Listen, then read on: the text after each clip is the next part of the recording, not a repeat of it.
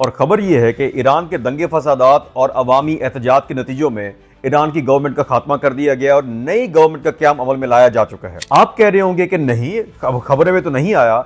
जी हाँ, ये मैं आपको अभी की बात नहीं बता रहा, ये मैं आपको 1953 की बात बता रहा हूं कि जब अवामी एहतजाज के नतीजे के अंदर ईरान की मुंतखब हुकूमत को गिरा दिया गया और रज़ा शाह पहलवी की हुकूमत को ज्यादा मजबूत कर दिया गया।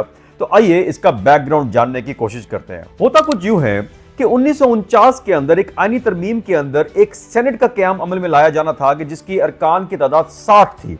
ईरान का ट्रांजिशन एब्सोल्यूट मोनार्की से कॉन्स्टिट्यूशनल मोनार्की की तरफ चला जाए, जिस तरह के 1688 में इंग्लैंड के होने वाले वाकयात के बाद में हुआ। और हुआ कुछ यूं कि उस आईनी तरमीम के नतीजे में 1949 के अक्टूबर के अंदर इंतखाबात कराए गए, लेकिन मोहम्मद मुसद्दिक और उसके हवारियों ने बहुत ज्यादा एहतजाज किया, धांधली के बारे में बताया और फिर इन इंतखाबात को मनसूख करके 1950 के अंदर एक नए इंतखाबात कराए गए, जिसके नतीजे में मोहम्मद मुसद्दिक और उसके हवारियों ने एक अपनी गवर्नमेंट का क़याम अमल में लाया और अपनी गवर्नमेंट कायम कर दी। और यहां से आगाज होता है एक नई कहानी का और एक नए ताल्लुकात का इंग्लैंड के और ईरान के। हुआ कुछ यूं कि 1945 में जंग अजीम दोम के बाद इंग्लैंड के मुआशी हालात बहुत ज्यादा खराब हो गए। इंग्लैंड ने बहुत ज्यादा मकरूज हो गया और उसने बहुत ज्यादा कर्जे ले लिए। जो कर्ज देने वाला जो मुल्क था वो अमेरिका भी था। अब होता कुछ यूं है कि इंग्लैंड की मईशत जो है वो एक ईरान की ऑयल कंपनी थी जिसका नाम था एंग्लो ईरान ऑयल कंपनी, जिसमें से 16% सिर्फ ईरान को मिला करता था और बाकी सारे का सारा पैसा जो था वो इंग्लैंड को दे दिया जाता। और इस तरीके से इंग्लैंड की मईशत जो थी वो चल रही थी।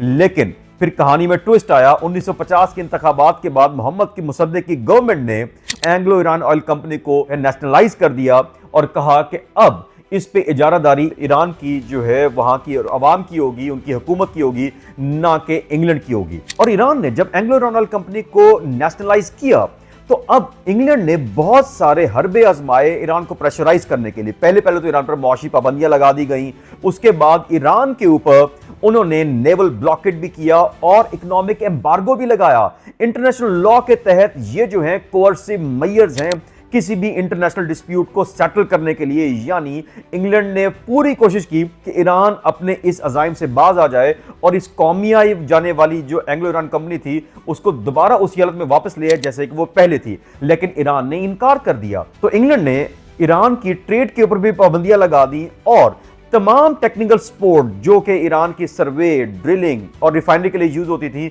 वहां से अपने इंजीनियर्स को भी बुला लिया और पूरी दुनिया में कह दिया कि वहां पर ईरान की मदद कोई ना करे। लेकिन ईरान फिर भी बाज नहीं आया और उन्होंने नेशनलाइजेशन के ऊपर अपनी पॉलिसी को नहीं बदला। और फिर आखिरकार इंग्लैंड ने देखा अमेरिका की तरफ और कहा कि a friend in need is a friend indeed, मैं मुसीबत में हूं, मुझे बचाओ। और फिर CIA ने और MI6 ने, जो कि अमेरिका और इंग्लैंड की खुफिया एजेंसियां थी, उन्होंने एक ऑपरेशन का आगाज किया ईरान के अंदर 1952-1953 के अंदर।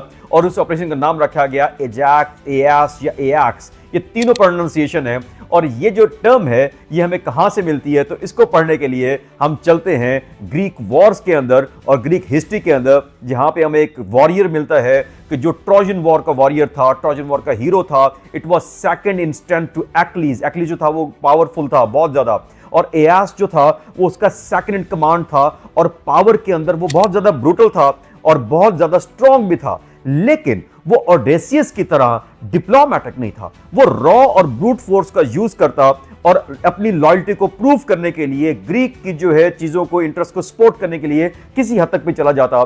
तो इस वजह से इस ऑपरेशन का नाम एयास रखा गया, क्योंकि MI6 ने और CIA ने कहा कि उनको क्या चाहिए, उनको ब्रूट फोर्स चाहिए, उनको अपने अजाइम की जो कामयाबी चाहिए, कि वो चाहते थे कि मोहम्मद मुसद्दिक की गवर्नमेंट गिर जाए। और फिर ये ऑपरेशन के अंदर क्या किया गया, लोगों को वहां पर ब्राइब किया गया, जो मुंतखब हुकूमत थी उसके खिलाफ दंगे फसादात करवाए गए, जलाओ घेराव कराया गया, कहा गया कि महंगाई बहुत ज्यादा हो गई, XYZ रीजन बताई गई और वही हालात पैदा हो गए ईरान के अंदर जो आज आपको नजर आ रहे हैं।